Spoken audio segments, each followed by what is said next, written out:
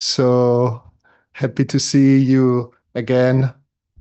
And again, thank you for showing up, and thank you for the amazing feedback you are sending to us. There is such a beautiful energy in being together again for this next step of our journey. And just a couple of quick reminders before we dive in. If you're able to, please turn your camera on. Again, it truly makes a difference to be speaking to a room full of real faces. And as always, the chat is yours. Okay, share your thoughts, your questions, your reactions as we go. I'll also be asking you a few questions along the way, and you're welcome to answer those in the chat too. Like last time, you will receive the chat log, okay? And before we get started today, I have two quick questions for you. First one, did you go back to the recording and finish your balances from the last immersion? Please type A in the chat if you did, and B if you did not. Okay, half and half. Okay. Thank you. Thank you. Second, on a scale from 1 to 10, how much did you enjoy our last session together?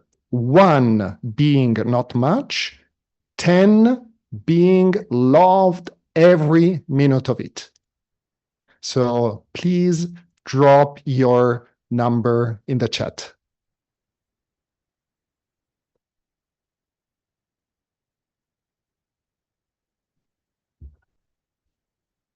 Okay. Beautiful. And before we dive in today's conversation immersion, I'd love to take another moment to celebrate something that makes these gatherings so special. Every time we meet, our community comes together from all over the world. And it's always inspiring to see how Psyche continues to connect people across different countries, cultures, and time zones. So once again, I'd like to invite all of you to type the name of the city you're joining us from in the chat. So let's see where everyone is connecting from today. Wow.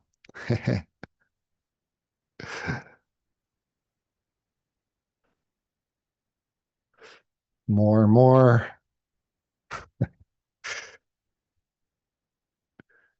Beautiful.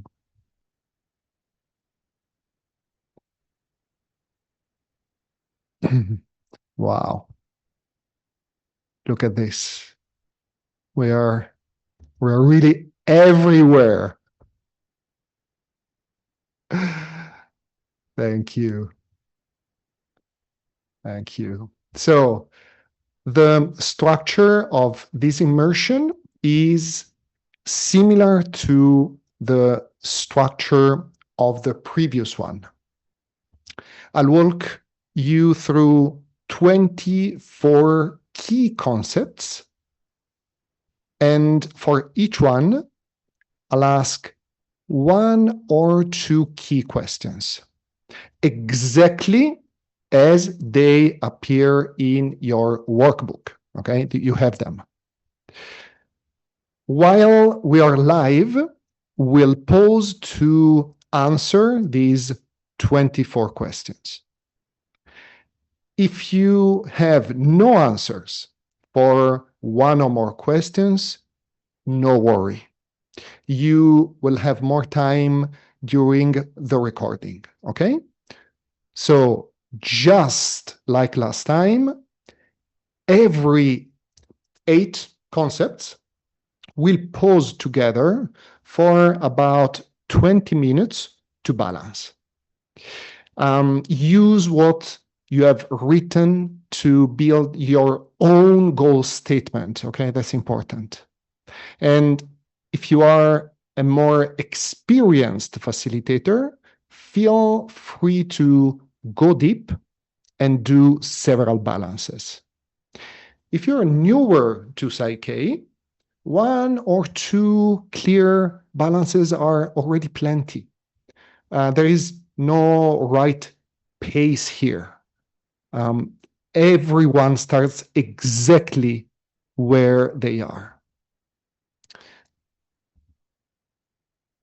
No aspect of abundance is better than another.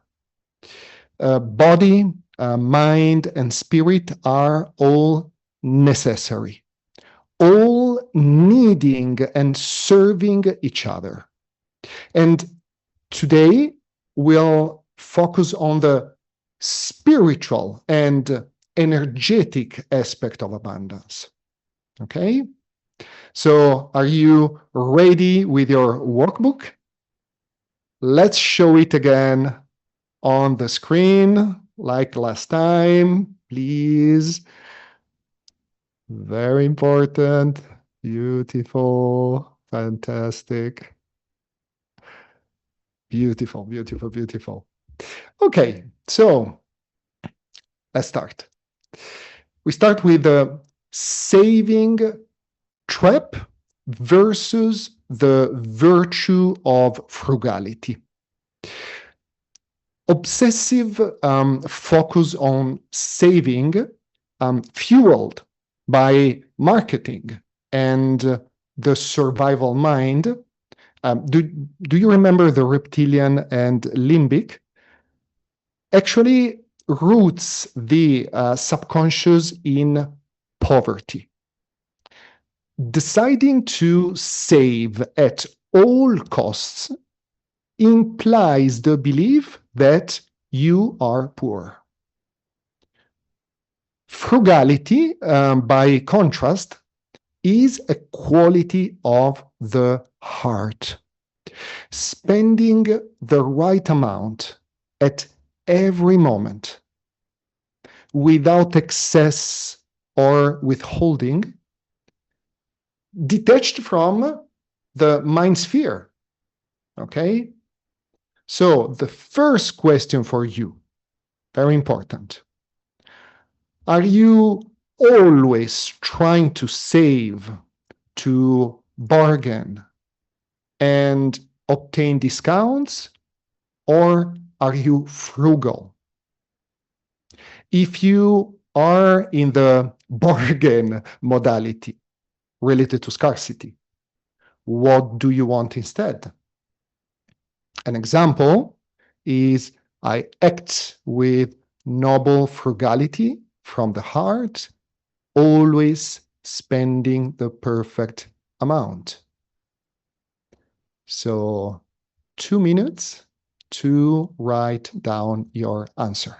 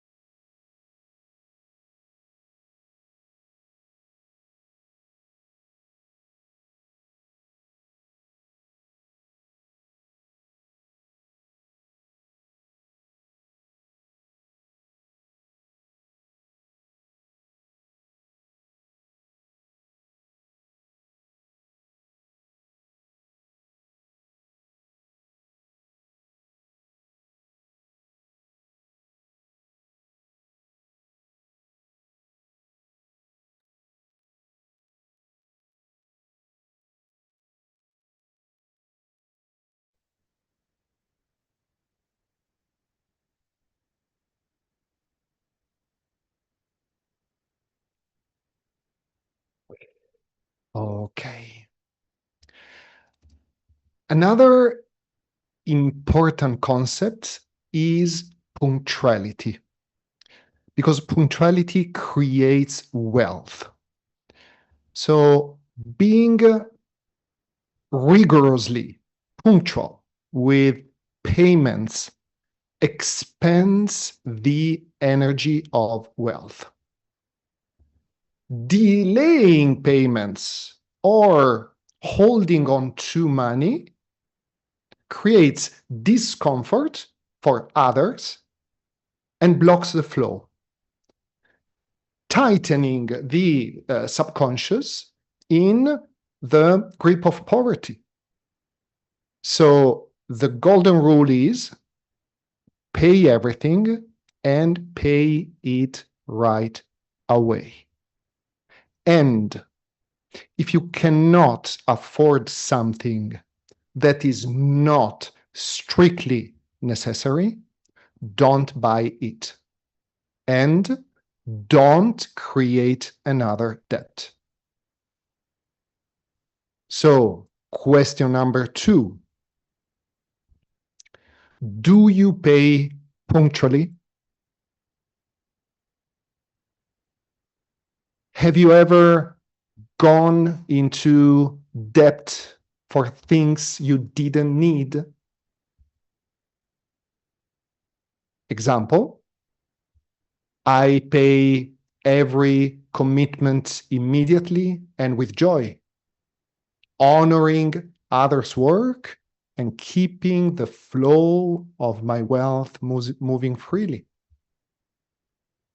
Or I only buy what I need. 2 minutes to write down your answers.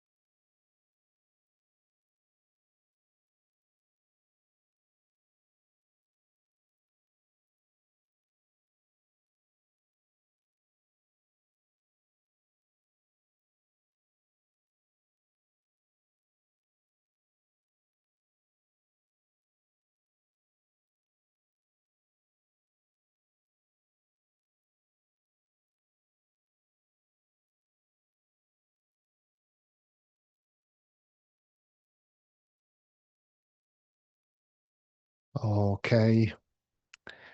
Now another big one, the economic crisis as an alibi of the ego. The economic crisis is not an objective external fact, but a state that is engaged with or not, depending on one's own inner world. So using the macroeconomic situation, lack of work, or scarcity of money as a justification is an alibi for not taking full responsibility for one's own being. Even in the darkest crisis, those who are inwardly rich find a way to innovate and prosper. So, question number 3. Do you take full responsibility for your prosperity, or do you use the external crisis to justify scarcity in your life? The example could be, I take full responsibility for my prosperity and I create abundance even when the world around me seems to collapse. Write down your answers. 2 minutes.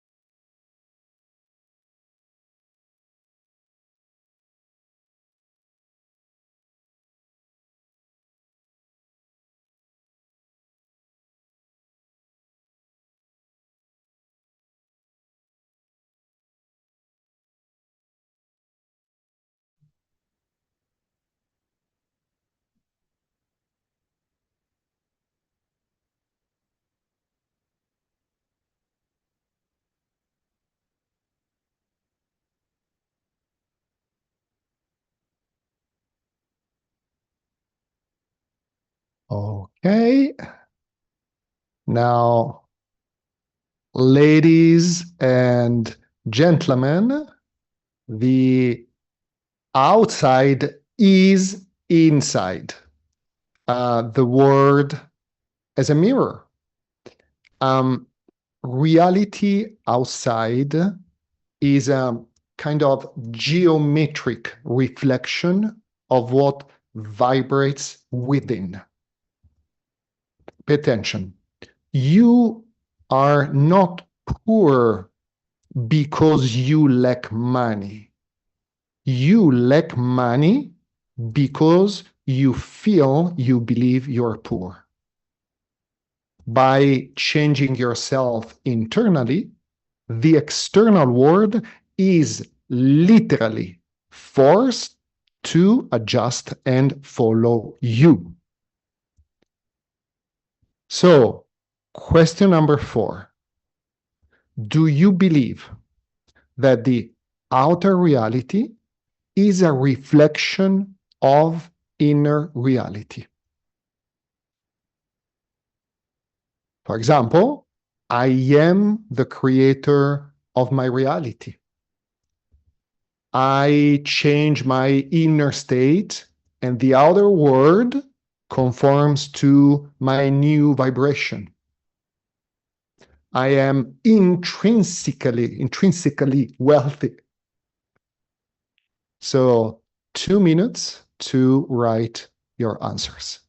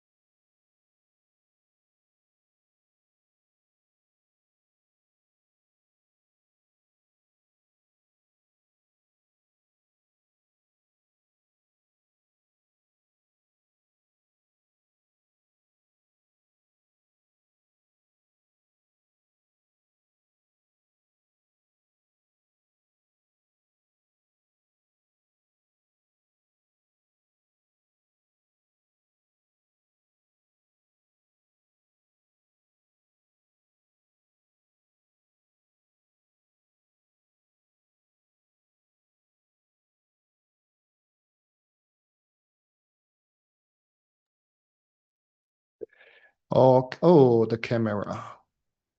1 second. 1 second. Let's see. Because I see on the other camera it's okay. Okay. 1 second.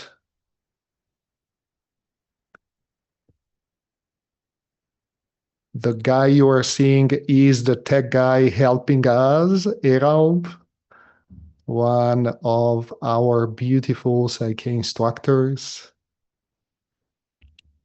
doing the magic.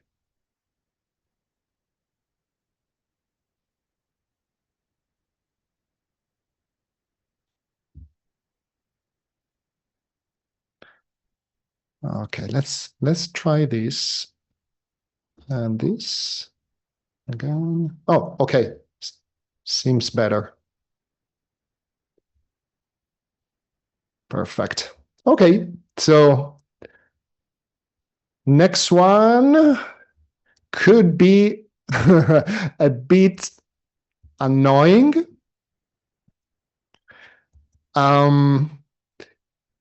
Everyone has exactly what they need. So at every moment of life, everyone has exactly the amount of resources needed for their own subsistence and for their own projects. It's an illusion to believe if I had the money, I would realize my dream. The truth is the mirror image. If money is lacking, it's because a real, focused dream or project is lacking upstream. And this is critical. So, question number 5. When you feel you lack money, is your goal clear Do you exactly know why you need this money and how you will use it?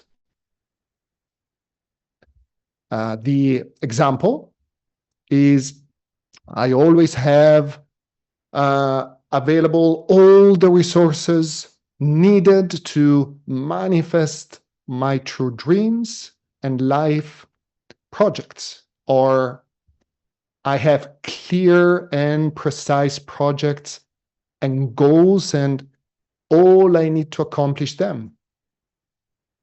So again, 2 minutes to write down your answers.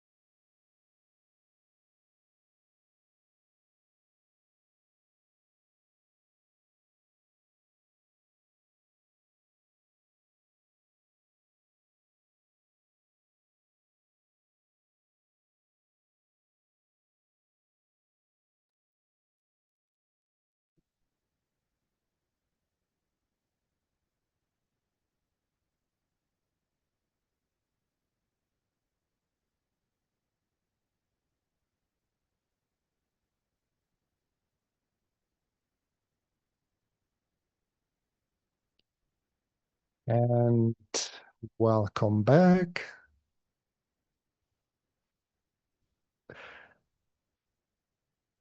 I know this will seem crazy because it's about blessing those who harm us.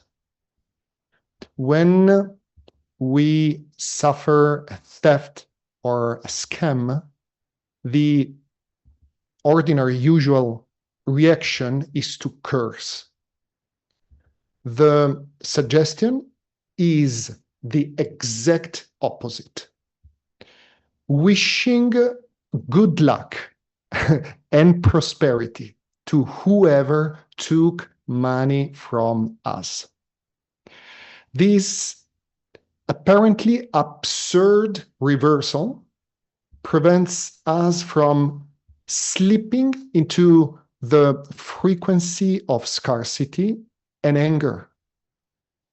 Instead, anchoring the consciousness to the vibration of infinite wealth. So the question here, question number 6, is how do you typically react when you lose money to theft or a bad deal? And what do you want instead? The example is I wish prosperity and blessing on anyone who crosses my path, since my source of wealth is infinite and safe. Again, 2 minutes to write your answers. Be specific if this is related to a specific person.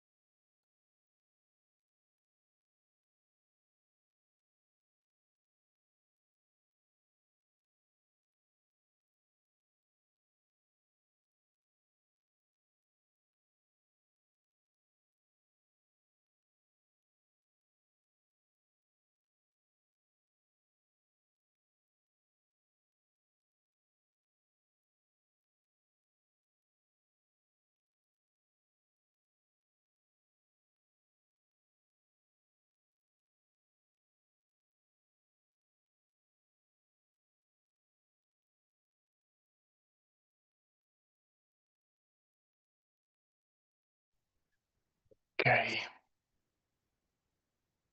Next one. Also very important. Never act for money.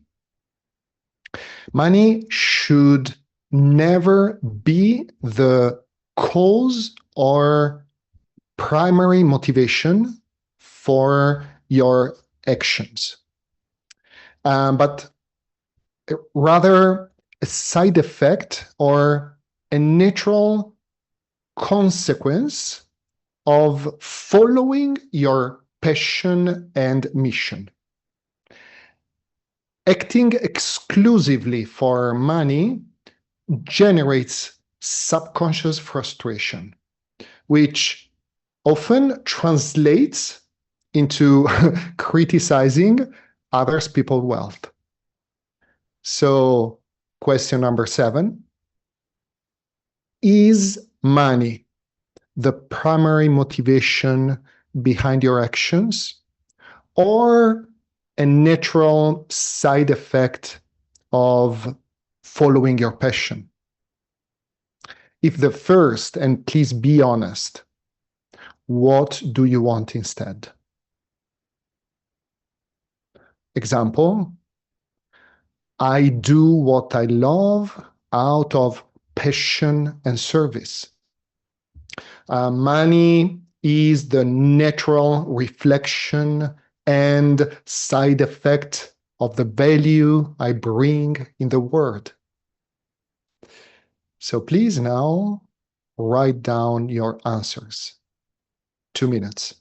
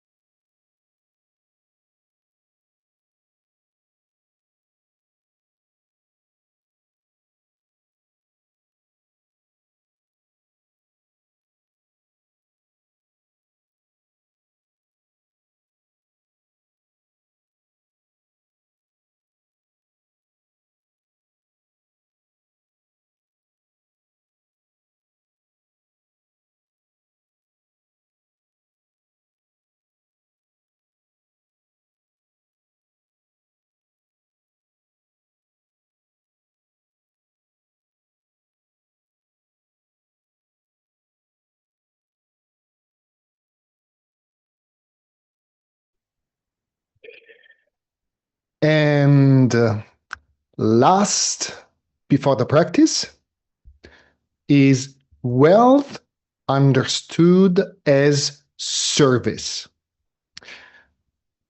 True wealth is not measured by your bank balance, but by your capacity to place yourself daily at the service of human evolution. Intelligent life and the universe channel great resources towards those who take responsibility for managing such flows for the benefit of many people. This is so important. So, question number 8. Do you love to serve? Do you use your wealth also to serve human evolution? If no or not enough, what do you want instead? The example is, I love to serve humanity, and I know that the universe generously supports anyone doing that. Or the more I serve, the more abundant is my life. And now the last 2 minutes before the practice.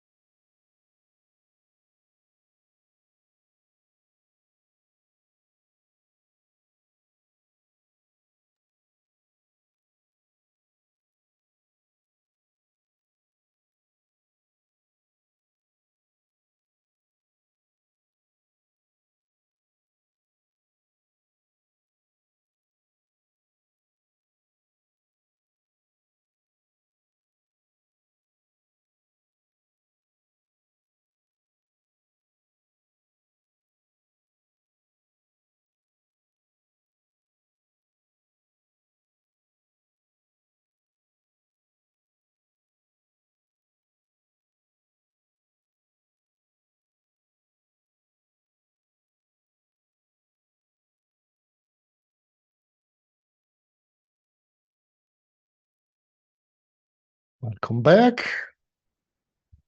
So now take these next 20 minutes and turn one or more of your answers into a goal statement to balance. Remember, it's not about how many balances you do. It's about the depth of the one you truly need. So follow whatever insight shows up in the moment, and trust that the answers you don't get today will still be there for you later, or for sure during the recording.